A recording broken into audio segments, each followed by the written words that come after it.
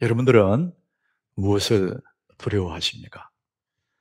여러분의 내면에 진짜 두려워하는 것이 무엇입니까? 여러분 이 땅에 사는 사람 치고 두려움이 없는 사람은 아무도 없습니다. 계절에 바뀔 때마다 모든 사람이 감기를 앓는 것처럼 여러분 이 두려움이, 불안함이, 근심이 내 몸에 감기처럼 착 스며들거든요. 사람이 참 힘겹게 그럭저럭 살아가는 사람들, 그 사람들의 마음의 상태를 보면요, 딱 두 가지예요. 첫 번째는 지나온 날들에 대해서 늘 후회합니다. 그때 내가 그러지 말아야 되는데, 그때 내가 그걸 했어야 되는데. 그러니까 오늘이라는 시간 속에 늘 지난 날을 후회하면서 후회에 붙잡혀 사는 사람이 있어요. 또 하나는 뭐냐, 살아갈 미래에 대해서 두려워하는 거예요. 잘못될까봐, 뭔가 망가질까봐, 실패할까봐. 막연하지만은 미래가 그렇게 두려운 거예요. 그래서 후회와 두려움 속에 오늘을 사니까 오늘 그럭저럭 그냥 이렇게 마지못해 그렇게 살아가게 되는 것이죠. 여러분 기억하십시오. 우리가 당하는 삶의 여정에서 만나는 그 어려움들, 고통스러운 이야기들, 그것들은 다 시한이 있습니다. 한계가 있어요. 아무리 어려운 고통도 시간이 지나면 끝이 나거든요. 그런데 이 두려움은 한계가 없어요. 죽을 때까지 끝없이 내게 다가옵니다. 그게 두려움입니다. 여러분 두려움 그 존재 자체가 뭘까? 우리 한번 생각해 볼 필요가 있어요. 여러분 쉽게 생각하면 두려움은 이런 거예요. 아직 일어나지 않는 일에 대한 불안한 감정이에요. 아직도 내 손에는 내 앞에 닥쳐오지 않았어요. 그런데 아직도 오지 않은 그 일에 대해서 내가 막 염려하고 걱정하는 거예요. 이 감정입니다. 자, 그런데 이런 두려움은 누구나 갖고 있는데 이 두려움을 좀 더 이렇게 자세하게 구분해 보면 두 가지로 나눌 수 있어요. 크게 두 가지로. 첫 번째는 그냥 모든 사람이 가지고 있는 일반적인 두려움이에요. 이것을 fear라는 단어를 써요. 성경에도 이 단어를 쓰고 있거든요. 그런데 이것을 좀 더 세밀하게 말한다면 어떤 대상이 있어요. 어떤 대상에 대해서 두려운 거예요. 겁이 나는 거예요. 예를 들면 아이를 데리고 공원에 가거나 밖에 나갔는데 저 앞에 큰 개 한 마리가 어슬렁거려요. 그럼 대상이 개가 정해졌어요. 근데 저 개가 물면 어떡하지? 두려운 겁니다. 이게 fear입니다. 사람들은 아직도 일어나지 않았지만 어떤 대상에 대해 두려워하는 것입니다. 또 하나의 두려움이 있는데 대상이 없어요. 막연합니다. 그냥 상상 속이에요. 그런데 굉장히 불안한 거예요. 이것을 anxiety라고 합니다. 그러니까 이건 어떤 면에서 염려에 더 가까운 거죠. 대상이 없는, 그냥 괜히 불안한 것입니다. 예를 들면 이런 거죠. 화장실에 가고 싶어요, 밤에. 그런데 상상 속에 화장실에 갔는데 귀신이 나타나면 어떡할까? 여러분의 화장실은 귀신 안 나와요. 방 안에 붙어있는 화장실이 불 켜면 그건 완전 집안이 똑같은데 그걸 누가 두려워해요? 근데 그런 화장실 말고 옛날 화장실, 그 옛날에 뒷간, 집 뒤에 있어요. 어색한 데 있어요. 그리고 전기도 없어. 겨울 찬바람 쉬 그런데 밤중 깜깜한 밤에 화장실 가고 싶어.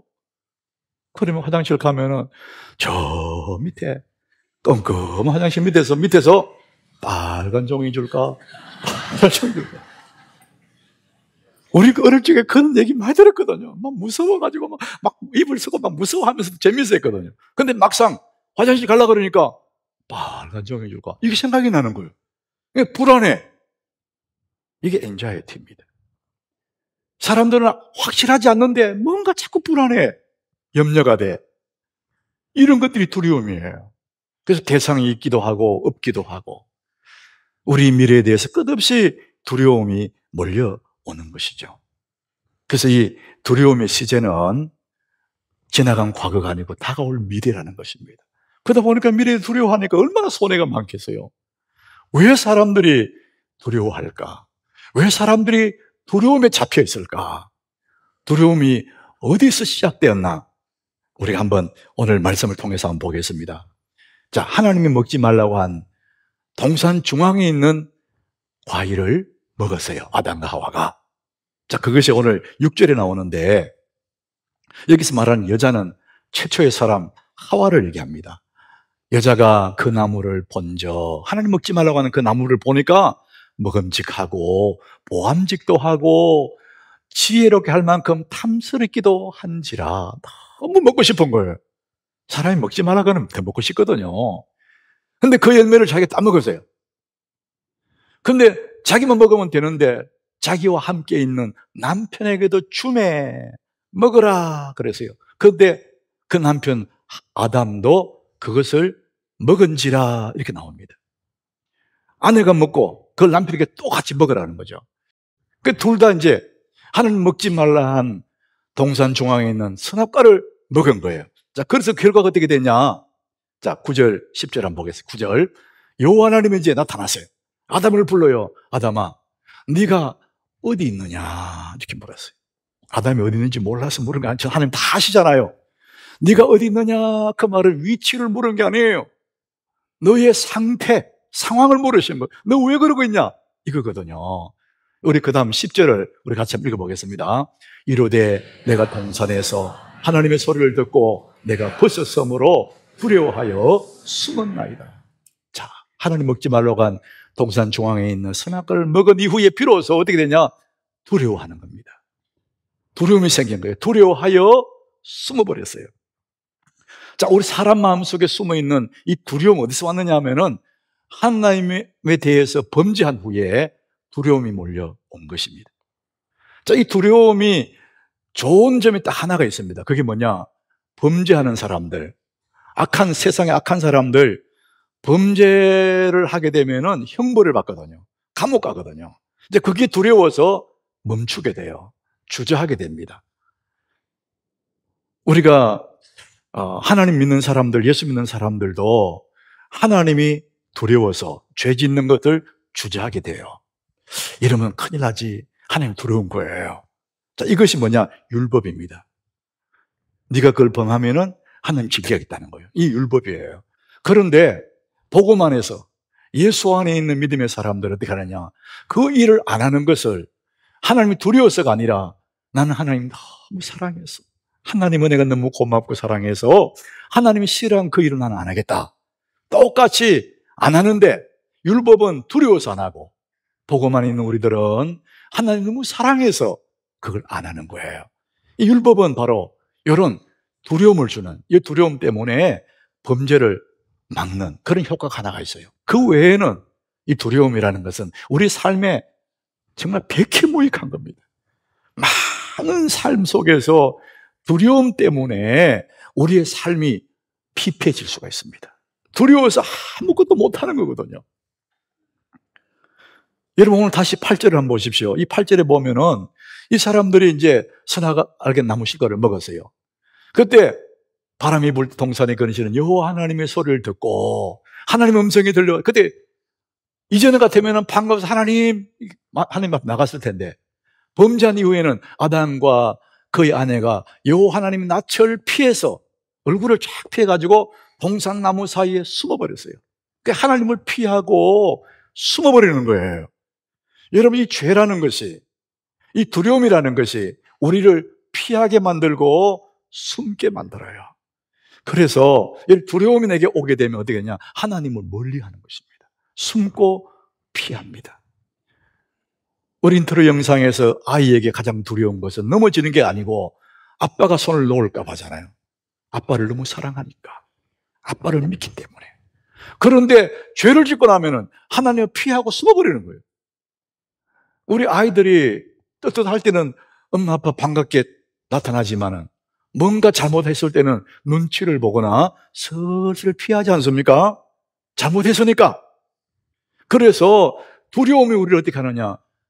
하나님의 낯을 피하게 만들고 숨게 만들고 하나님을 멀리 하게 되는 거예요. 그래서 두려움이라는 것은 우리의 신앙을 마비시켜버리는 그런 독을 가지고 있는 거예요. 더 무서운 게 뭐냐? 욥기 3장 25절에 보니까 욥의 고백이에요. 내가 두려워하는 그것이 내게 임하고 내가 무서워하는 그것이 내 몸에 미쳤구나. 욥이 평안할 때, 자녀들이 잘 되고 사업이 번창하고 평화로울 그때에 욥의 마음속에 아이고, 이거 잊어버리면 어떡하지? 자식들 잘못되면 어떡하지? 내가 두려워하던 그것이 현실이 됐다. 현실이. 내가 막 근심하고 무서워했던 그것이 내 몸에 미쳤다. 이런 얘기예요. 메시지 성경에서 이걸 이렇게 표현했어요. 내가 가장 두려워하던 것이 현실이 되었고 가장 무서워하던 일이 벌어졌다. 이게 무슨 얘기죠? 그 두려워하던 그 상상 속에 막연한 상상 그것이 현실로 다가왔다는 거예요. 여러분, 우리가 두려움에 잡혀 있으면 하나님 멀리하게 되고 두려움에 잡혀가 살아가게 되면 내 삶이 피폐하게 되고 결국 어떻게 되냐? 그 두려움이 현실이 될 수 있다는 것입니다. 그래서 사랑하는 여러분 두려워할 이유가 없습니다. 오늘 성경은 계속해서 말합니다. 성경은 두려워하지 마라. 여러분 두려워하지 마시기 바랍니다. 여러분 부잣집의 특징은 뭐 집이 좋다, 집이 크다 이런 거 있지만 부잣집의 특징이 외관상으로 담이 높아요. 높은 담을 설치합니다. 왜? 그 부를 지키기 위해서. CCTV 막 달기도 하고. 더 부자는 경비도 세워요. 그런데 여러분 높은 담이나 CCTV가 도둑은 막아줄 줄 모르지만 죽음은 막을 수가 없어요. 이 죽음은 부잣집에도 찾아오고요. 가난한 오두막집에도 죽음이 찾아옵니다. 여러분 모든 집에도 죽음은 찾아옵니다. 아무리 담을 높이 쌓아도 막을 길이 없습니다. 우리는 피할 수도 없고 막을 수도 없어요. 그럼 어떻게 해야 되냐? 모든 사람들 뚜렷한 이 죽음을 두려워하며 살아야 되느냐? 그게 아니라는 겁니다. 길이 있다는 것이죠. 사토 미치로라는 사람이 쓴 책인데 비가 오기 전에 우산을 준비하라. 저는 이 책 제목이 참 마음에 남더라고요. 오래된 책이에요. 비가 오기 전에 우산을 준비하라. 준비가 그렇게 중요하다. 비를 맞지 않으려면 미리 비가 오기 전에 우산을 준비해야 된다. 이런 얘기를 하는 거예요. 여러분, 죽음이 오기 전에, 죽음이라는 비가 내 인생에 내리기 전에 내가 우산을 준비하면 능히 그것을 막을 수가 있지 않겠습니까? 그래서 우리가 죽음이 오기 전에 살아있을 때, 지금 건강할 때 우리는 죽음의 비를 맞이할 우산을 준비해야 되는 것이죠. 여러분 죽음 준비 그러면 많은 사람들이 이렇게 생각해요. 관이나 수이나 묻힐 땅 이렇게 얘기하거든요. 여러분 그런 거 없어도 잘 죽을 수 있습니다. 그거 없다고 안 죽는 건데 그거 없다고 못 죽는 것도 아니에요. 그건 진짜 죽음 준비가 아니에요. 정말 죽음을 위한 준비, 죽음의 피를 막아낼 우산, 그게 뭐냐? 예수 그리스도를 여러분의 개인의 구주로 영접하는 것입니다. 예수 외에는 죽음 피할 우산이 없습니다. 천하 인간의 구원받을 만한 다른 이름을 준 적이 없다 그랬어요. 세상의 어떤 종교도 인간의 선행도 죽음을 막을 그런 우산이 될 수가 없다는 거예요. 사랑하는 여러분, 예수 그리스도 그분만이 유일한 죽음을 이기고 영문으로 갈 수 있는 길인 줄 여러분 믿으시길 바랍니다. 예수 그리스도, 하나님의 아들 예수 그리스도를 구주로 영접하는 순간에 우리는 크게 두 가지가 바뀝니다. 적시로 바뀌어버립니다. 자, 첫 번째는 요한복음 1장 12절이에요. 우리 같이 읽어보겠습니다. 영접하는 자, 곧 그 이름을 믿는 자들에게는 하나님의 자녀가 되는 권세를 주셨으니, 예수 그리스도 그분을 영접하는 자, 곧 그 예수를 믿는 자들에게는 하나님의 자녀가 되는 권세를 주었다. 우리의 신분이 순간적으로 바뀌는 거예요. 하나님이 내 아버지가 되는 겁니다. 나는 그의 아들이 되는 거예요. 여러분 얼마나 대단한 겁니까? 천지를 만든 하나님이 내 아버지가 되고 나는 그의 아들이 되는 이 신분이 순간적으로 바뀌어버립니다. 예수를 구주로 영접하는 그 순간에. 자, 두 번째 바뀌는 게 있습니다. 빌립보 3장 20절이에요. 우리 같이 읽습니다. 그러나 우리의 시민권은 하늘에, 우리 다시 읽습니다. 우리의 시민권은 하늘에 있는지라. 자, 우리의 시민권이 바뀝니다. 국적이 바뀌는 거예요. 여러분은 육신적으로 대한민국 국적을 갖고 있지 않습니까? 그러나 예수를 구주로 믿는 그 순간에 나는 영적으로 이 땅에 살지만은 나는 이 땅에 속한 사람이 아니에요. 우리의 국적은 하늘에 있습니다. 우리의 시민권은 하늘에 있는지라. 예수를 구주로 믿는 그 순간에 우리는 신분이 바뀌고 국적이 바뀌게 되고, 그러니까 그 죽음이 와도 우리는 예수의 이름을 가지고 있기 때문에 아무 상관이 없어요. 그 비가 내려도 우리는 그 비를 맞지 않습니다. 믿는 사람 그리스도인들의 아름다운 마지막 모습이 누가복음 16장에 나오죠. 16장 22절에 부자와 나사로, 잘 부자 나사로잖아요. 그게 보니까 거지도 죽고 부자도 죽어요. 부잣집에도 죽음이 찾아오고 오두막집에도 죽음이 찾아오듯이 세월이 가면 다 죽어요. 근데 그 마지막 모습 보니까 이에 거지가 죽어서 천사들에게 받들려 아브라함의 품에 들어가고 그랬어요. 마지막 삶이 끝나는 그 순간에 하늘문이 열리고 천사가 찾아오는 거예요. 사람들이 죽음이 두렵다는 게 두려운 게 아닙니다. 우리가 마지막 생이 끝날 때쯤에 우리의 눈이 열리는 거예요. 하늘문이, 영안이 열리고 하늘문이 열려져요. 그리고 천사가 나를 데려오는, 그걸 보는 순간에 내 영혼이 막 너무 행복한 거예요.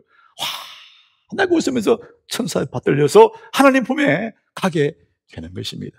사랑하는 여러분, 그래서 예수를 구주로 믿는 사람들은 이미 죽음을 준비한 사람입니다. 죽음은 그리스도인에게는 더 이상 두려움이 아닙니다. 최고의 영광스러운 날, 최후의 승리의 날이 언제냐? 내가 이 육신의 옷을 벗는 그 날입니다. 여러분, 어떤 것도 걱정할 것 없고 어떤 것도 두려워할 이유가 없습니다. 주님이 우리 아버지이기 때문에 그렇습니다. 예수를 구주로 믿는 사람들에게는 하늘 아버지가 내 아버지고 내 그의 아들이기 때문에 아무것도 두려워할 이유가 없습니다. 딱 한 가지만 여러분 두려워하셔야 됩니다. 하나님을 두려워해야 됩니다. 따라합시다. 하나님을 두려워하라. 하나님은 우리 아버지이기 때문에 여러분, 하나님을 두려워하지 않는 사람들 방종합니다. 하나님을 두려워하지 않기 때문에 마음대로 살아가는 겁니다. 그건 아주 어리석은 겁니다. 우리는 하나님이 두려워서 그런 것 안 하는 거 아니지만 너무나 사랑하기 때문에 주님 원하시는 삶을 사는, 그것을 우리가 경외한다. 주님을 너무 사랑하고 한편으로는 두려워하는, 이것을 합해서 경외 그럽니다. 하나님을 두려워하고 하나님을 사모하는, 그것이 성도의 삶입니다. 사랑하는 여러분, 우리는 한 번뿐인 인생이에요. 우리 인생 한 번에 다 지나갑니다. 우리 한 번뿐인 인생인데 축제처럼 살아갈 수가 없을까? 왜 걱정하고 근심하면서 일그러진 얼굴 살아가게 될까? 한 번뿐인 인생 축제처럼 살 수 없을까? 성경은 대답합니다. 확실히 그럴 수 있다. 성경은 그 대답을 하는 것이죠. 시편 30장 11절에 축제 같은 인생을 말합니다. 우리 같이 읽어봅니다. 주께서 나의 슬픔이 변하여 내게 춤이 되게 하시며 나의 베옷을 벗기고 기쁨으로 띄우셨나이다. 우리의 슬픔, 가슴 저미는 아픔, 고통스러운, 주께서 나의 그 모든 슬픔을 변하여서 내게 춤이 되게 하신다는 거예요. 하나님은 나를 기쁨으로 막 춤추게 만드신다는 거예요. 나의 베옷, 그 슬픔의 베옷을 벗기고 기쁨으로 띄우셨답니다. 이게 축제의 삶이거든요. 문제가 없는 것이 아니라 있어도 주님이 은혜 주시기 때문에 나는 기쁨으로 띠를 띄우고 슬픔에 변해 춤을 추게 하는, 이것이 성도의 삶이라는 것입니다.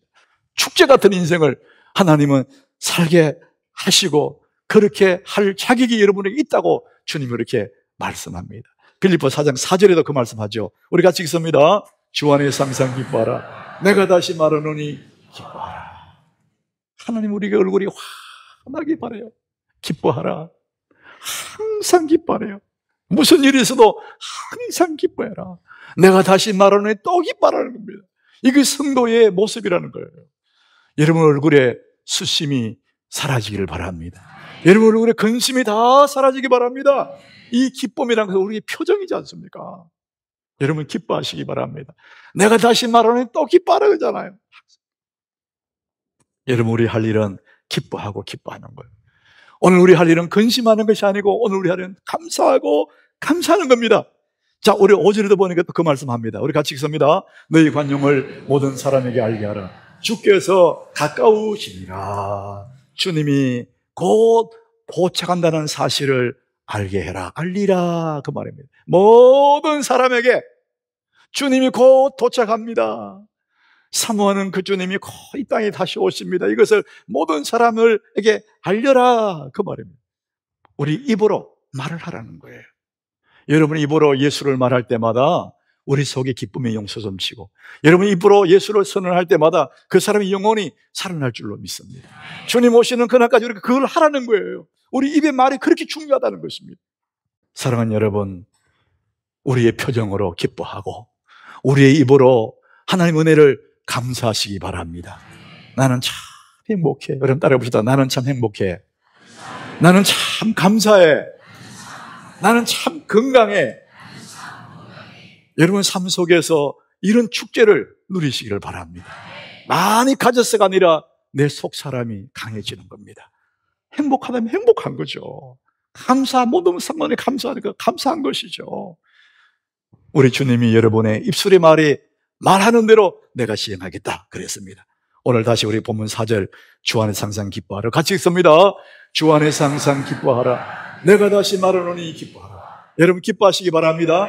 여러분 얼굴 표정을 환하게 하셔야 됩니다. 수심이 다 사라지고 감사하고 입만 열면은 나는 참 행복해. 나는 복받은 사람이야. 나는 너무 감사해. 나는 참 건강해. 여러분의 입술에 시인하는 그대로 선언하는 대로 될 줄로 믿습니다. 주님 앞에서 이런 믿음으로 축제 같은 인생을 사시기를 축원합니다. 오늘 보면 6절에 이렇게 말합니다. 아무것도 염려하지 말고. 그 성도는 염려할 게 없다는 거예요. 아무것도 염려하지 말고 하늘 아빠가 있으니까 네 걱정할 거 없어. 아무것도 염려하지 말고 모든 일에, 어떤 상황, 모든 일에 기도와 간구로 너희 구할 것을 감사함으로 하나님께 그냥 말씀만 드리라는 거예요. 그럼 하늘 아버지가 알아서 하겠다는 겁니다. 그리하면 모든 지에 뛰어난 하나님의 평강이 그리스도 예수 안에서 너희 마음과 생각을 지키시리라. 괴로운 그 상황은 그대로 전개되어 있어도 하나님의 은혜가 임하면은요, 그리스도의 평강이, 하나님의 평강이 그리스도 예수 안에서 내 마음에 막 넘쳐나는 거예요. 사랑하는 여러분, 이 은혜를 누리시기를 바랍니다. 이것이 하나님의 은혜인 것입니다. 아무것도 걱정할 거 없습니다. 그래서 염려 대신에 감사하고, 염려 대신에 기뻐하고, 염려 대신에 기도하고, 여러분 날마다 축제가 되시기를 축원합니다. 우리 구주 예수님이 십자가에 죽을 쳤어요. 그리고 무덤에 장사 지냈습니다. 안식일 지나고 첫날, 안식 후 첫날 주일 아침이죠. 여인들이 이제 무덤에 가려고 준비합니다. 마가복음 16장 3절에 보니까 이들이 이제 무덤에 가려고 해요. 예수님 무덤에, 사랑하는 주님의 무덤에 가려고 나서는데 걱정이 생겼어요.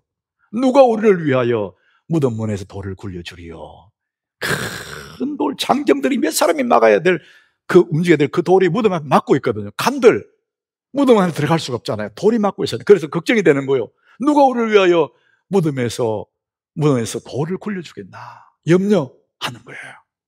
근데 일단 이들이 가보기로 했습니다. 자, 그 다음 절에 가보니까 어떻게 되냐? 우리 같이 읽어봅니다. 눈을 들어본즉 벌써 돌이 굴려져 있는데 그 돌이 심히 크더라. 움직일 수 없는 큰 문제거리가 있었지만은 가보니까 벌써 굴려져 있었다는 거예요. 여러분, 많은 경우에 괜히 우리 걱정하는 거예요. 가보면 아무것도 아닌데, 막상 가보면은 아무것도 아닌데 미리 걱정하고 갈까 말까. 사랑하는 여러분, 주님을 믿으시길 바랍니다. 우리 인생 모든 순간에, 주어진 모든 순간에 기뻐하고 감사하고 행복해하고 복을 누리고 축제 같은 인생 되시기를 축원합니다.